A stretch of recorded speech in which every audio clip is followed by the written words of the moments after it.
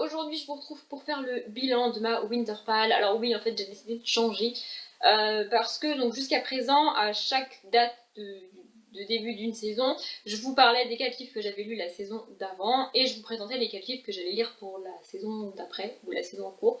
Du coup, sauf qu'en fait ça fait que je parle de 8 livres dans une vidéo et que même si j'ai pas grand chose à dire sur les 4 livres que je vais lire parce que je les ai pas encore lus, ça fait des vidéos très longues et enfin plus longues que les autres généralement, et ça m'oblige à restreindre ce que j'ai à dire sur chacun des livres que j'ai lus, et j'aime pas faire ça. Donc je me suis dit qu'en divisant la vidéo en deux, ça serait mieux. Donc dans une vidéo, je vous parle des 4 livres que j'ai lus, donc là pour l'hiver, et dans une prochaine vidéo, je vous présenterai les 4 livres que je choisirai pour le printemps, parce que j'ai pas encore choisi les 4 livres que je vais lire au printemps.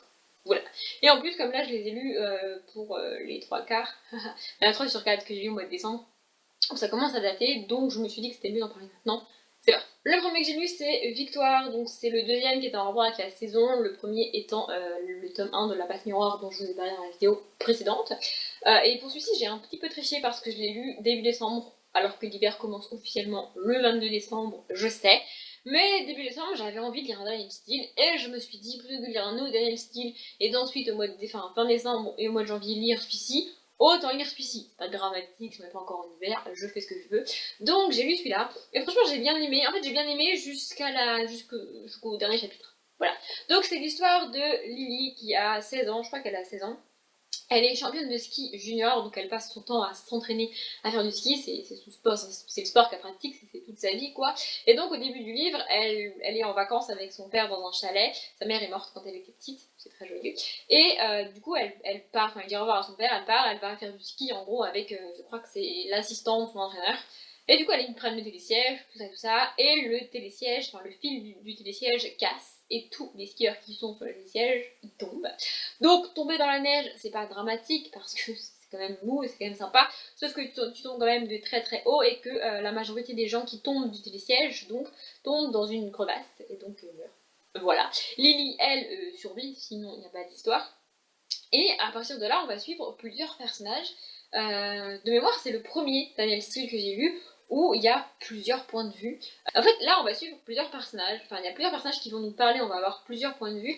Jusqu'à présent, dans chacun des Daniel Steele que j'avais lus, on suivait une héroïne qui a entre 16 et 40 ans, parce que Daniel Steele crée des héroïnes qui sont âgées de 16 à 40 ans. Enfin, elle ne fait pas qu'un type d'âge, en fait. Et donc, et du début à la fin du livre, l'histoire nous était racontée par cette héroïne-là. Or, là, on va avoir le point de vue de Lily au début, puis ensuite, comme elle s'est opérée, qu'elle est inconsciente, tout ça, on a le point de vue du père de Lily, et on a le point de vue du médecin de Lily, et ensuite on a d'autres points de vue. Donc voilà. Et donc Lily va se faire opérer, et ensuite son père va essayer de trouver un moyen de la soigner, parce que suite à cet accident, et même après l'opération, elle va avoir un handicap, en fait. J'ai pas trop envie de dire lequel, mais elle va avoir un handicap. Et du coup, en fait, tout le livre, ça va être comment Lily va apprendre à vivre avec ça, comment elle va voir sa vie, enfin, comment elle va envisager son avenir et son quotidien une fois que cet handicap, enfin, comme elle doit faire avec cet handicap, elle n'a pas le choix. Et son père va décider, grâce à son meilleur ami à lui, de ouvrir un centre de rééducation pour jeunes, et donc on va suivre la construction de ce centre en parallèle de la vie de Lily en fait, avec ce handicap qu'elle a à vivre. Donc voilà, j'ai vraiment beaucoup aimé ça. Le seul problème que j'ai eu avec la fin, c'est que... alors je suis habituée aux fins, tout est bien qui finit bien avec Daniel Steele. Les Daniel Steele finissent toujours bien, les gens finissent ensemble, les enfants qui ont disparu sont retrouvés, enfin, tout va bien à la fin des Daniel Steele. J'y suis habituée, c'est pour ça que rarement les Daniel Steele, ce sont des livres que j'adore, parce que je préfère les fins tristes, et là on a toujours une fin heureuse. Mais là en fait ce qui me dérange avec cette fin, c'est que elle aurait pu la préparer avant, elle aurait pu faire évoluer les choses un peu plus lentement, un peu plus naturellement, alors que là, en un claquement de doigts, hop, tout est ici, tout se fait, et hop, c'est fini, et tout va bien. Et j'ai pas du tout aimé ça, j'aurais préféré qu'elle fasse les choses plus naturellement, en fait, plus lentement. On dirait qu'elle a décidé ça en 2 pages. Ah oui, c'est vrai, en fait, si je faisais ça, ça serait bien, hop, on va le faire. Et bien, mais non, enfin, t'aurais pu le faire avant. Du coup, j'ai trouvé cette fin extrêmement niaise, même pour du Daniel Steele. Voilà. Et le gros point positif du livre, c'est la relation père-fille qu'on a, parce que il n'y a pas de mère, enfin il n'y a pas de mère parce que sa mère est morte à Lily quand elle était petite, et du coup ils ont une relation très fusionnelle, et le fait que le père doit accepter que des médecins s'occupent de sa fille, très compliqué pour lui, il a aussi peur qu'elle meure au début parce qu'il a perdu sa femme et que c'est pas très cool. Mais voilà, par contre du coup pour ceux qui vont faire du ski, faut pas lire ça quand vous allez faire du ski parce que ça démarre par un accident de ski. Mais sinon c'est sympa. Ensuite, pendant les vacances de Noël, j'ai lu Roddy, donc le tome 5 des Mark Twain. C'était ma suite de saga pour l'hiver. Et j'ai bien aimé ce tome-là. C'est pas mon préféré de la saga. Moi j'ai bien aimé, c'était sympa. J'avais peur en fait parce qu'à la fin du tome 4, comme à la fin de chaque tome, en fait on nous présente qui va être la fille du tome, parce que le gars on le sait vu qu'on a le titre. Et en fait à la fin du tome 4, on a vaguement compris qu'il y avait une histoire de sœur là-dessous. Et j'aime pas du tout quand peu importe dans quel sens c'est, d'ailleurs ça pourrait être deux frères et une fille, c'est pareil, je vois pas l'intérêt de... Tu sors avec une des sœurs et ensuite tu sors avec l'autre, enfin moi ça me perturbe beaucoup. Mais là c'est pas le cas en fait, c'est-à-dire qu'il n'est pas sorti avec la sœur de l'héroïne, comment elle s'appelle attendez, je vais chercher comment elle s'appelle, Salem. Donc il n'est pas sorti avec la sœur de Salem, il y a eu une espèce d'histoire chelou entre eux, mais c'est resté amical, et du coup, bah, entre guillemets, il a le droit, enfin, entre guillemets, moi ça ne me dérange pas qu'il sorte avec Salem, parce qu'il n'est pas vraiment sorti avec sa sœur. J'ai bien aimé leur histoire parce qu'ils se connaissent d'avant, un peu comme Nash et Sainte du tome 4, et du coup, ils se sont séparés, il y a toute une histoire de elle est partie, elle l'a laissé, puis elle bon, bref, c'est très compliqué entre eux. Mais j'ai bien aimé, et la partie que j'ai préférée du tome, c'est en rapport avec les personnages principaux, mais ça n'arrive pas aux personnages principaux. C'est qu'au cours du tome, on va rencontrer une femme qui est battue par son mari.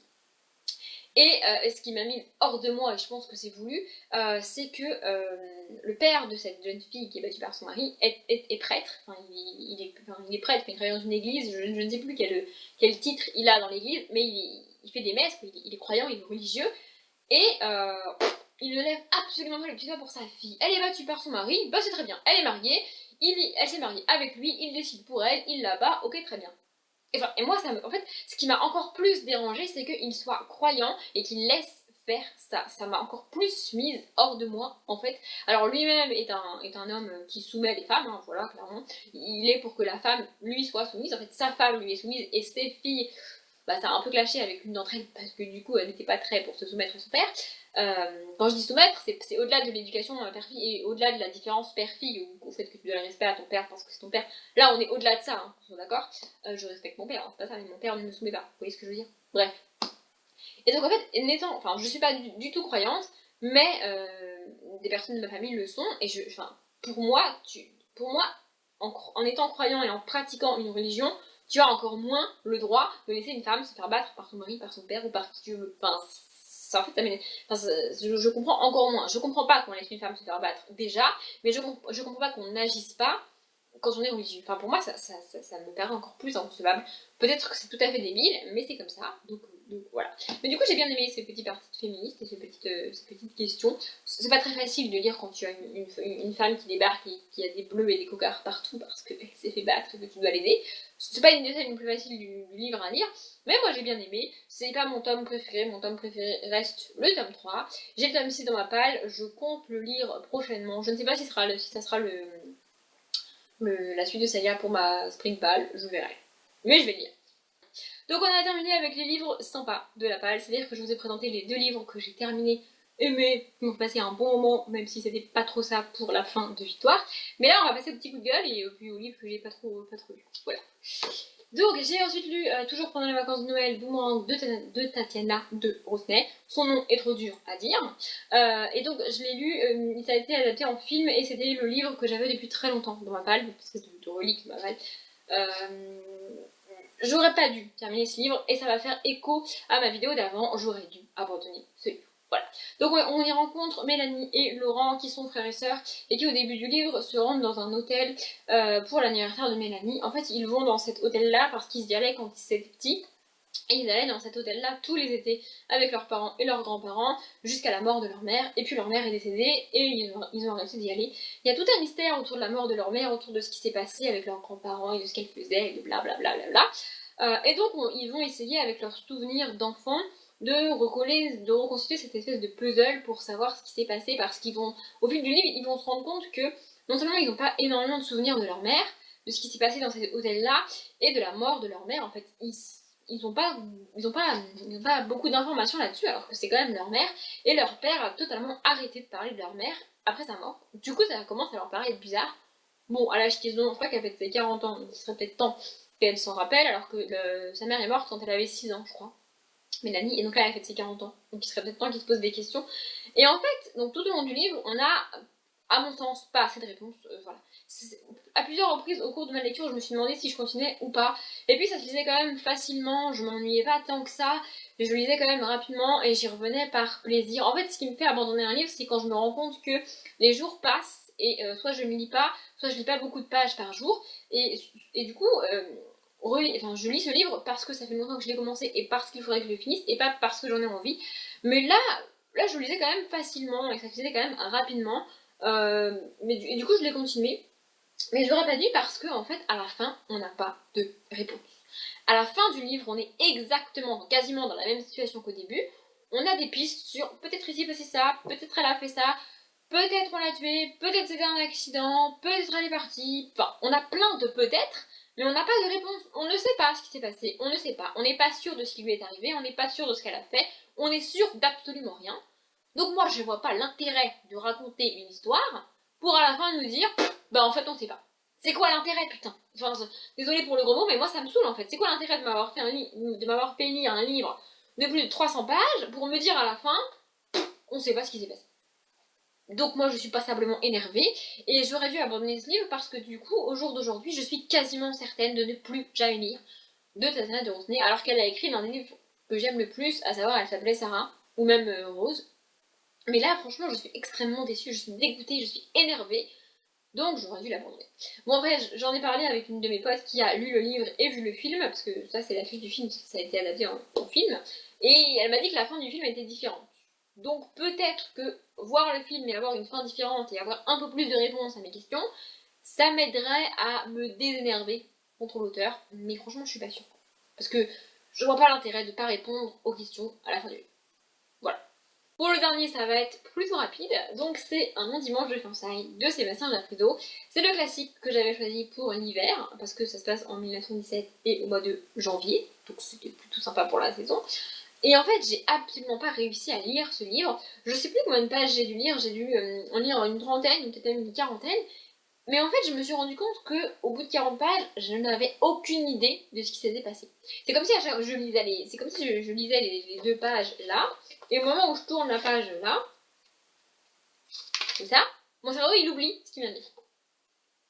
Du coup, j'aurais pu lire le livre intégralement, mais à la fin, je me serais rappelé d'absolument rien, puisque tourner la page, ça fait une espèce de reset dans mon cerveau. Je sais pas pourquoi ça fait ça. J'ai essayé de le lire fin décembre, j'ai essayé de le lire à plusieurs reprises au mois de janvier, mais j'y arrive pas. Je n'y arrive pas. Même si je me concentre sur les mots et si j'essaye de retenir ce qui se passe, mon cerveau il fait un reset et il annule ce qu'il a lu et voilà, il oublie. Ça passe dans une espèce de case de mon cerveau en mode poubelle, oublie, je ne sais pas. Donc j'y arrive pas du tout à le lire. Je vais le garder. Peut-être que je réessayerai de le lire dans 1 an, 2 ans, 30 ans, 40 ans, 1000 ans, je ne sais pas quand je réessayerai de le lire.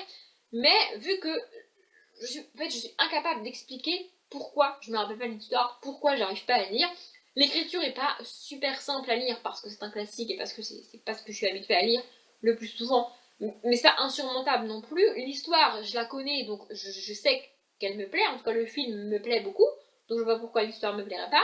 J'ai aucun problème avec les personnages, en tout cas ceux du film. Donc je comprends pas en fait. Mon cerveau n'a pas réussi à lire ça. Peut-être que c'était tout simplement pas le bon moment. Donc je réessayerai une autre fois. Mais je vous conseille quand même le film. Ça change pas.